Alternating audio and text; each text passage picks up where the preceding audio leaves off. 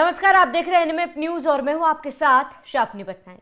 जम्मू कश्मीर में एक बड़ा आतंकी हमला होने जा रहा था, जिसे समय रहते पुलिस ने और सुरक्षा एजेंसियों ने नाकाम कर दिया है। लेकिन इस कोशिश में जो तमाम चीजें निकलकर सामने आई है, जांच में जो पता चला है, वो हैरानी भरा है। इस पूरे मामले में जम्मू कश्मीर पुलिस ने, सुरक्षा बलों ने 19 साल के एक लड़के को गिरफ्तार किया, जिसका नाम साजिद है। 19 साल का साजिद नीट परीक्षा की तैयारी कर रहा था। साजिद को कई मेडल्स भी मिले हैं। वो पढ़ाई में होनहार था, अच्छा था। लेकिन पुलिस को जानकारी मिली कि जम्मू कश्मीर में हमला होने जा रहा है, ब्लास्ट होने जा रहा है, जिसको नाकाम करते हुए साजिद को गिरफ्तार किया गया। जांच में पता चला कि कुछ आतंकवादियों के संपर्क में साजिद था, उनकी मदद कर रहा था। तमाम जानकारियां भी उन तक साजिद पहुंचा रहा था, जिसके बाद साजिद को गिरफ्तार कर लिया गया है और लगातार इस पूरे मामले पर जांच जारी है। पुलिस ने अब तक जो बताया है, उसमें पुलिस ने कहा है कि साजिद को रेडिकलाइज किया गया, भड़काने की कोशिश की गई और कुछ कट्टरपंथियों के संपर्क में वो ऑनलाइन था, जिससे उसे बहलाने फुसलाने की कोशिश की गई और अपने पाले में लेने की कोशिश की गई थी। पढ़ाई में साजिद अच्छा था, जिसको लेकर लगातार उसकी मां का बयान सामने आ रहा है। वो प्रधानमंत्री नरेंद्र मोदी से मदद की गुहार लगा रही है और अपने बच्चे को बेगुनाह बता रही है। वो कह रही है कि उनका बच्चा निर्दोष है, कुछ लोगों ने उसे फंसाने की कोशिश की है। दरअसल ये क्या कुछ पूरा मामला है, वो हम आपको बताते हैं। ये मामला जम्मू कश्मीर का है और बीते दिनों जम्मू कश्मीर और सुरक्षा बलों को खबर आई थी कि जम्मू कश्मीर में आतंकी हमला होने जा रहा है। आतंकी साजिश को नाकाम करते हुए आतंकियों के इस एक मददगार को गिरफ्तार किया गया। उसका नाम साजिद था, जिसके बारे में हमने आपको बताया। जांच में पता चला कि वह पाकिस्तान में आतंकी हैंडलर के संपर्क में था और जम्मू कश्मीर में हमले की योजना बना रहा था। इस दौरान पुलिस को आरोपी के फोन में मिली धमाके की लोकेशन और अहम सुराग भी मिले हैं। जम्मू कश्मीर पुलिस ने आतंकियों की एक मदद करने के आरोप में साजिद को गिरफ्तार किया। गिरफ्तार आरोपी के फोन से पुलिस टीम को कई जानकारियां मिली, जिससे पता चला कि वह सीमा पार आतंकियों से जुड़ा था और धमाके करने की फिराक में था। प्रारंभिक जांच में आरोपी से जो पूछताछ हुई, उसमें पता चला कि ऑनलाइन कट्टरपंथी उसे बनाया जा रहा था और वह कथित तौर पर एक आतंकवादी घटना को अंजाम देने की योजना में था, लेकिन उसे विफल कर दिया गया। इसके अलावा यह भी पता चला कि आरोपी युवक पाकिस्तान और अन्य देशों के कुछ नंबरों के साथ मोबाइल फोन पर संपर्क में था। आरोपी के पास से बरामद डिजिटल उपकरण, मोबाइल, अन्य सामान को जब्त कर लिया गया है और लगातार जांच जारी है। अब आपको बता देते हैं कि साजिद से जो तमाम जानकारियां हाथ लगी है, साजिद ऑनलाइन चैट्स करता था कुछ लोगों के साथ और ये भी जानकारी पता चली कि जिससे साजिद चैट कर रहा था, वो कहीं ना कहीं उससे कई साल बड़े थे और उसका फ़ोन, जैसे कि उसकी मां ने, साजिद की मां ने दावा किया कि उसका फ़ोन वो लोग इस्तेमाल कर रहे थे। वो फ़ोन भी किसी से सेकंड हैंड खरीदा गया था। फिलहाल जिससे सेकंड हैंड फ़ोन खरीदा गया था, उस व्यक्ति को भी गिरफ्तार कर लिया।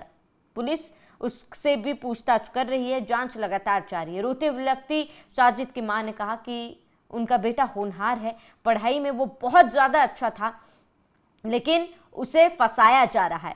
उसने अगर भी कुछ किया है, उसने जानबूझ के नहीं किया, उसे रेडिकलाइज किया जा रहा है, ऑनलाइन उसको गलत तरीके से समझाया जा रहा है, ऑनलाइन कट्टरपंथी उसे बनाया जा रहा था। और वो जम्मू कश्मीर के रहने भी वाले नहीं थे, भटिंडी के रहने वाले थे। छोटा सा गाँव है, लेकिन नीट परीक्षा की तैयारी के लिए उनका छोटा सा परिवार कुछ समय पहले जम्मू कश्मीर आया था। और जैसे कि साजिद की मां ने बताया कि 2-3 महीने पहले ही साजिद को मोबाइल दिया गया था, एक सेकंड हैंड मोबाइल खरीदा गया था, जिसे साजिद की मां भी इस्तेमाल करती थी और साजिद भी इस्तेमाल करता था, जिसको लेकर उन्होंने कहा कि कुछ बड़े बच्चे थे, कुछ बड़े लोग थे जिसके साथ साजिद का उठना बैठना था पिछले 2 महीनों से, वही उसका फ़ोन इस्तेमाल करते थे और उनसे काफ़ी ज़्यादा साजिद इन्फ्लुएंस था, उनको काफ़ी ज़्यादा मानने लगा था। और बार बार साजिद की मां एक इंटरव्यू में ये कहती हुई नजर आई कि उनके बेटे को फंसाया गया, वो ऐसा बिल्कुल भी नहीं था। साथ ही उन्होंने प्रधानमंत्री नरेंद्र मोदी से मदद की गुहार लगाई कि उनका बेटा पढ़ने लिखने में बहुत होनहार है और ऐसे किसी भी तरीके की कोई भी गतिविधि में वो शामिल नहीं हो सकते, ये उनके मां का दावा है। इंटरव्यू में अपने बच्चे को बेगुनाह करार दिया। साजिद की मां ने रोते हुए प्रधानमंत्री से गुहार लगाई कि मेरा बच्चा निर्दोष है और उसको किसी साजिश और जाल में फंसाया जा रहा है। साजिद की मां ने कहा कि उनका बेटा नीट की तैयारी के लिए रियासी से जम्मू आया था, हमने सिर्फ उसके लिए जम्मू में घर किराए पर लिया था और रियासी एक छोटा इलाका है जहां तैयारी की उचित सुविधा नहीं थी, इसीलिए जम्मू कश्मीर लाया गया था। साजिद अपनी उम्र से बड़े लड़कों के साथ था जिनकी तलाश अभी भी जारी है। साजिद की मां ने बताया कि उनके बेटे को किसी साजिश में फंसाया जा रहा है। साजिद की मां ने दावा किया कि अपनी उम्र से बड़े लड़कों का साथ 2 महीने पहले हुई थी दोस्ती, उन्होंने ही जाल में फंसाया होगा।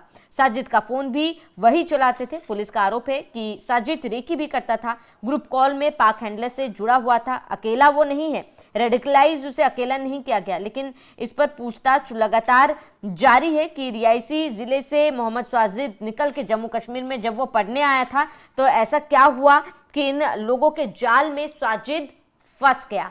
अब हर एंगल से पुलिस जांच कर रही है, खासतौर पर साजिद की तो गिरफ्तारी हो गई, लेकिन साजिद किसके इन्फ्लुएंस में था, कौन साजिद को रेडिकलाइज कर रहा था, कौन वो बड़े लड़के थे जिसका जिक्र साजिद की मां ने किया है, इस पर भी पुलिस हर एंगल से जांच कर रही है। आपको बताते हैं कि पहलगाम हमले के बाद दिल्ली ब्लास्ट जैसी घटनाएं हुई है, जिसके बाद सुरक्षा बल किसी भी तरीके का कोई भी रिस्क लेना नहीं चाहते, इसलिए किसी भी तरीके की कोई भी संदिग्ध गतिविधि उन्हें नजर आते हो तुरंत कार्रवाई करते हैं और इसी कार्रवाई के तहत साजिद को फिलहाल गिरफ्तार किया गया। बहरहाल साजिद की मां ने प्रधानमंत्री नरेंद्र मोदी से न्याय की गुहार लगाई है। ये देखना महत्वपूर्ण होगा कि आखिर साजिद को फंसाने की कोशिश कौन कर रहा था। क्या वाकई में साजिद किसी आतंकी हमले को अगर अंजाम दे रहा तो किसके शय में दे रहा था?